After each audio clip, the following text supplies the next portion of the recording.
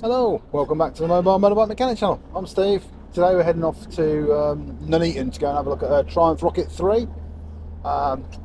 Customer's got some electrical issues going on with it, not entirely sure what, but I'm sure we'll find out when we get there, so we'll go and have a look at it. So yeah, we'll see you when we get there.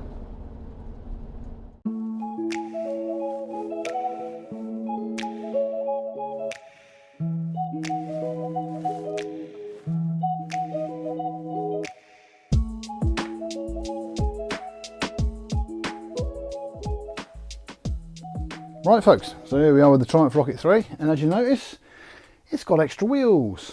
So the customer's called us up because when he went to take this for an MOT, he switched the ignition on. Oh, don't you dare do that. There we go.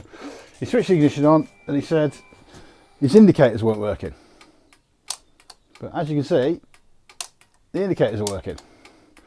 So we've got an electrical issue somewhere, and he also said the horn wasn't working, which is working.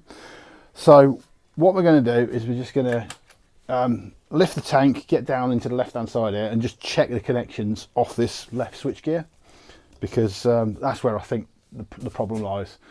So yeah, we'll get this apart and get into it.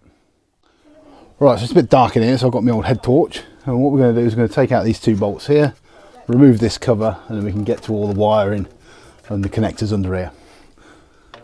So I've already loosened them off.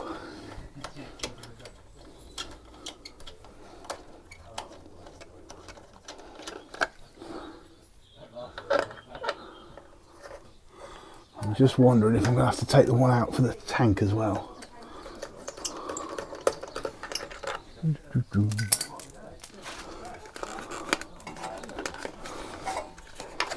Hoping that's just going to pop off there.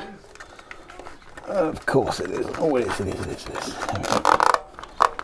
That's good. Let's just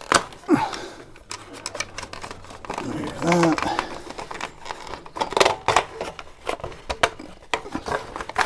There we go. And now we can see our connectors are under here. I think I'm going to have to take this, lift this tank up. The problem with that is somebody's put an extra switch here, which is going to foul the tank. So let me grab an 8 mil. Now I can undo that one and ease the tank back up.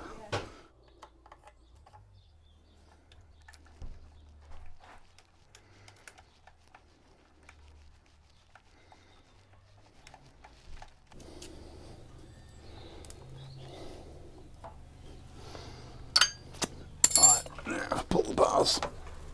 Oh, hang on. The alarm's on, isn't it? There we go.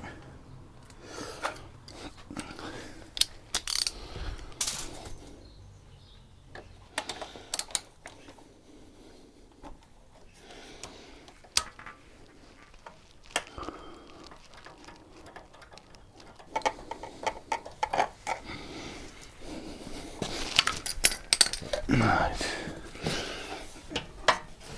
Is that going to come up for us? Yes, it is. Okay, right, let me get a block of wood. Right, so we've got the ignition back on, and you notice the indicators aren't working now. So let's just turn that off. Sorry, with the alarm, it's cutting in and out the ignition, which is a bit of a pain. Right, so the ignition's definitely on, the alarm's off. The indicator's working again. But the indicators weren't working 2 seconds ago. So I was wondering if that was the indicator relay, but you can hear the clicking down here. So that's not the indicator relay, so I don't know what relay that's for. It's definitely not factory. Okay. So this is our wire coming down from the switchgear, and it disappears inside there somewhere into a connector block. So we can't get to it from this side, so what I'm going to do is I'm going to go around the other side and do exactly the same, remove that panel but from the other side, and see what we find. Let's go.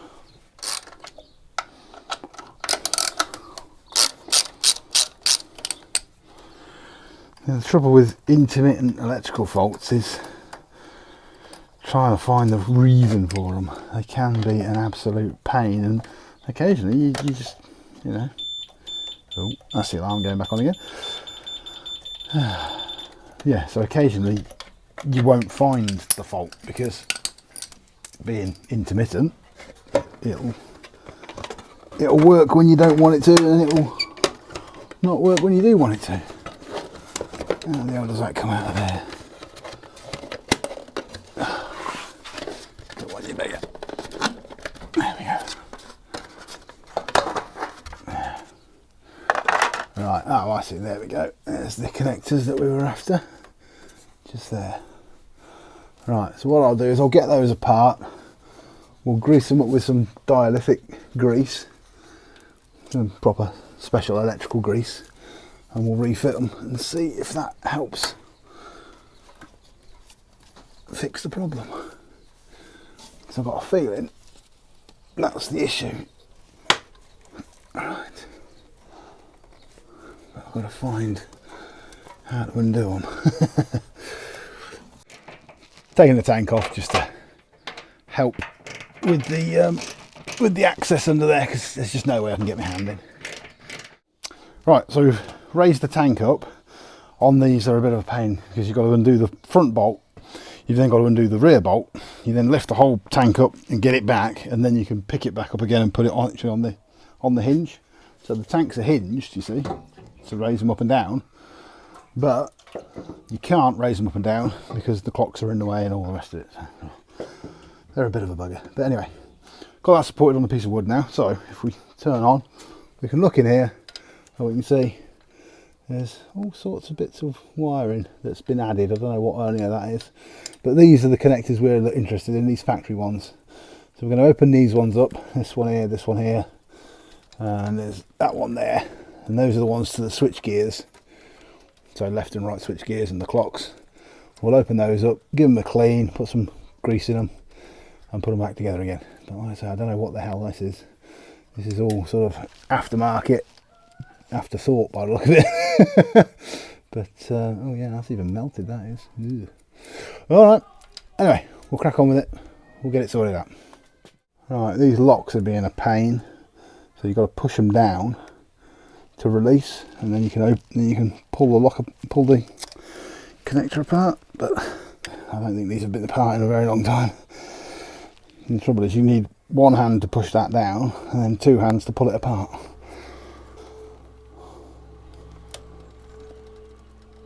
There we go. Right, and if you look in there, you'll see there's a slight green tinge, and there's this little green stuff here. This is all corrosion. So we'll get some dielectric grease, grease up all these pins. Let's have a look at this mate in half here, see what state that's in. Yeah, you can see there's a definite green tinge to all of the pins in there, so there's definite corrosion going on, and that's the clocks. So like I say, we won't clean them up, but we'll put some more dielectric grease in and refit that one, and then we'll do the same with the ignition switch, do the same with the left switch gear, and there'll be a right switch gear in here as well. I think that's the right switch gear there. But that's interesting, I don't know why that's hanging around. That looks like it should be connected to something, perhaps there, maybe, I don't know.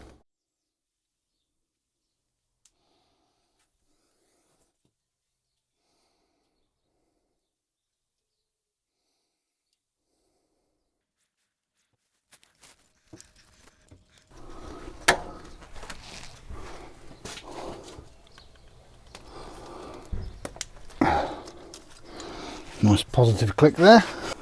So that's that one done. Then we'll do the ignition switch. Oh, is the alarm going to go off if we do the ignition switch? Maybe. Let's see what happens. The alarm might go. Oh, these really are being a pain. I don't think these have ever been apart. Yeah, you can see the grease in there. It's pretty old. turned a bit yellowy, so we'll just chuck a bit more in.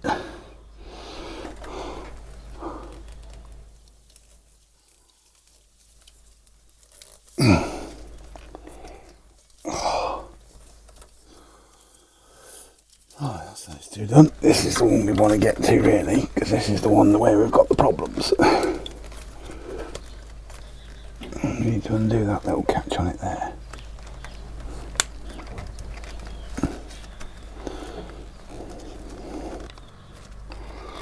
You really don't want to come out, does it? There we go. What's he looking like in there? Not too bad.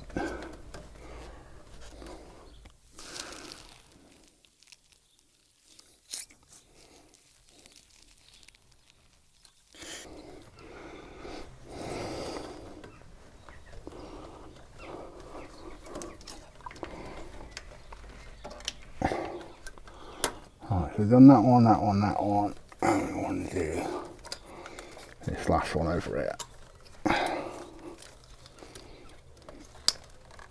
Oh, I don't care about it. Oh yeah, look. See the difference in colour from one side to the other? That one's corroded. And the trouble is we can't get to any of the pins to clean them up. So the only thing we can do is put some more grease in and hopefully that will make a nice connection. Like, you can strip all these connectors down and take each individual pin out and clean it and put it all back together again. But you're going to be here for hours, and if I damage a pin I don't have a replacement. You know, if I knacker a connector I don't have a replacement. So we'll do what we can for the customer. But obviously there is a limitation on what we can do. Now that is definitely aftermarket, but I've got no idea what it does. But let's have a look and see if it's corroded in there as well. Ooh. Come on out, you come here, bugger. Yeah, he's corroded.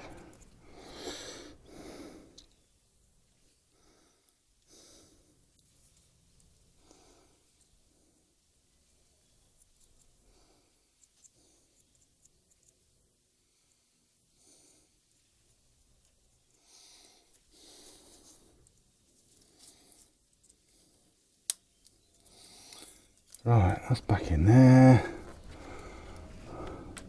I'm going to put that on there when the tank goes back down again, I think. Because it looks like it should be there.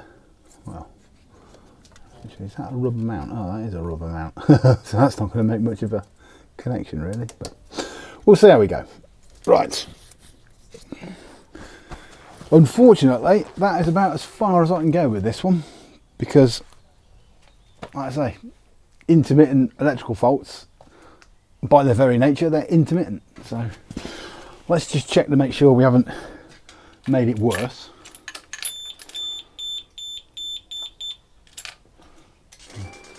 Right, we haven't made it worse, everything's working, so we have made it worse. The indicators aren't working. And I bet you the horn's not working. Yeah. Bugger. Okay, switch it off, switch it on again.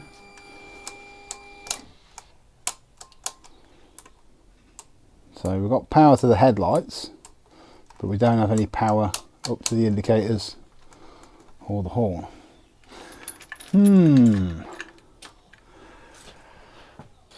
Okay, let's go back in again. Right, so I found indicator relay location. Down here, so we've just unplugged the indicator relay. Oh, it's a pain, this is.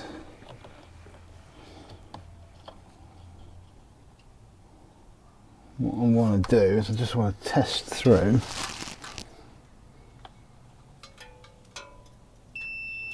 yeah, that's earth. So now one of these should be battery positive. Ugh. So let's just go off there. Make sure we've got 12 volts which we do have. Turn the ignition on, turn the alarm off.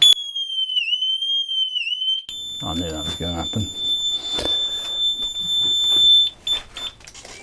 Right, bike's all powered up. Have we got 12 volts here? No. Have we got 12 volts here? No. Right, we've got no power to the indicator relay. Okay. I think that's our fault. Let's just make sure we did plug everything back in again. Which we did. Yes. Right. Okay. Oh, this is not good. Why have we not got any power? Right. I'm still digging into this. But what I've managed to find is the schematic for the indicators.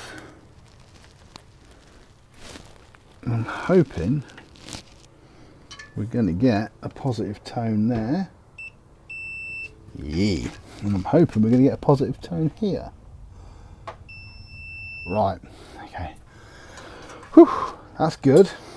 So that removes that one. So I'm just going through the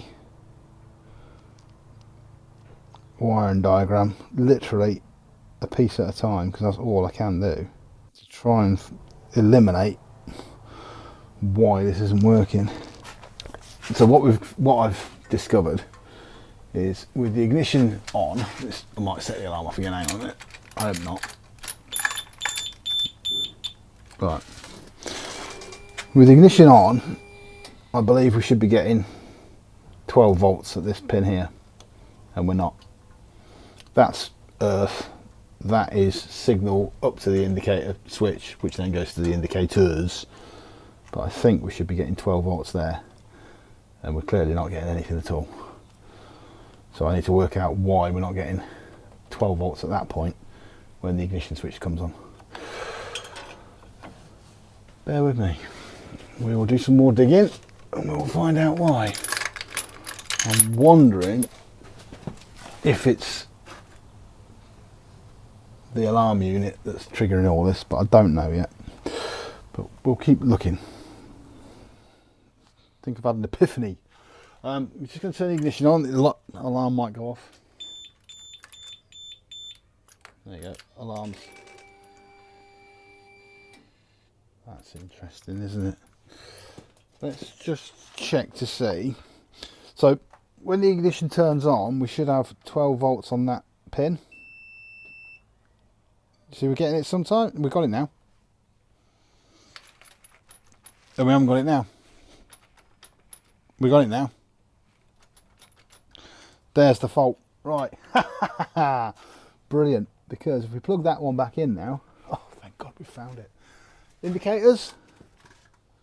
No indicators. But if we wiggle the ignition switch, still no indicators. Urgh, so frustrating. Right, no horn. But got horn. Now we've got indicators. Yep. There you go. We've got brakes. We've got brakes. Right. But now, have we got any brakes? We have. But I bet you. Now we've got brakes. No brakes. It's the ignition switch. Ah, finally found it. Right. So the ignition is breaking down. The actual key is breaking down. And it's causing us an intermittent failure, which is affecting the brake lights, both front and back, the horn, and the indicators. Finally found the problem. Woohoo. Right, let's go and have a chat with the customer. Right folks, so we're gonna have to leave this one here because obviously we don't have any parts. We didn't come with any parts because we didn't know what the root cause of the fault was. But the most important thing is we've found the root cause of the fault and we've managed to replicate the fault. So, you know, the ignition barrel, the key in the ignition, wiggling it back and forth, does make everything intermittent. So that's the root cause. We might be able to film this one again, we're not too sure. Hopefully we can and bring this one to a conclusion, but if not, remember to like, comment, subscribe, and we'll see you again on the next video.